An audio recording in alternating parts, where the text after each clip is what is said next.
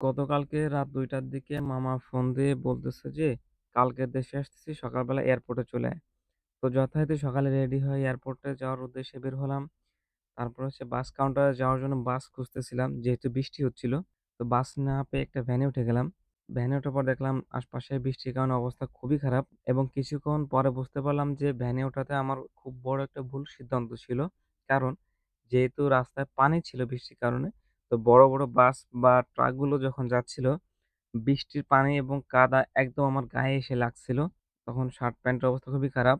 কিছু করার নাই। তো এভাবে চলতে থাকলাম এবং আমার ছোট মামার একসঙ্গেই বাস কাউন্টার যাওয়ার কথা ছিল। যেহেতু যাওয়ার পথের মাঝে ওনাদের বাড়ি।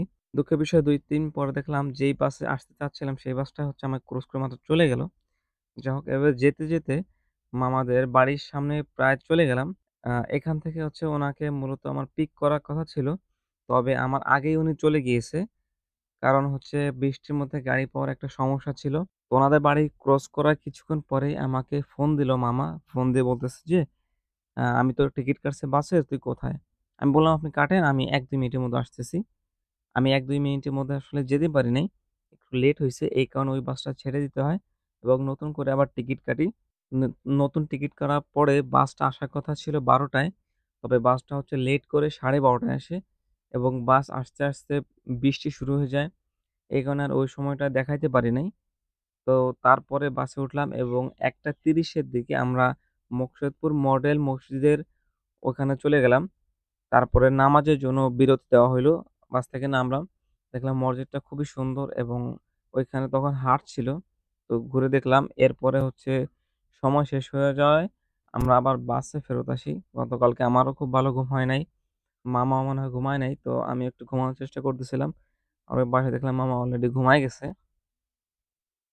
এভাবে চেষ্টা করতে, করতে হচ্ছে আমরা পদ্মা সেতুতে চলে আসি।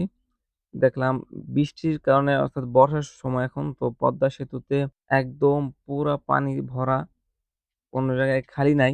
দেখতে একটু ভয়াবহ লাগতেছিল। তবে এর মধ্যেও অনেকে ট্রলার নিয়ে, অনেকে নৌকা নিয়ে মাছ শিকার করতেছিল। যেটা আমাদের জন্য আসলে প্রায় একটা অসম্ভব ব্যাপার। কারণ এখানে সাহসের একটা বিষয় আছে। বাড়ি থেকে এর মধ্যে সবাই ফোন দিছিল যে, "কোথায় আছি? খাওয়া-দাওয়া করছি কিনা?"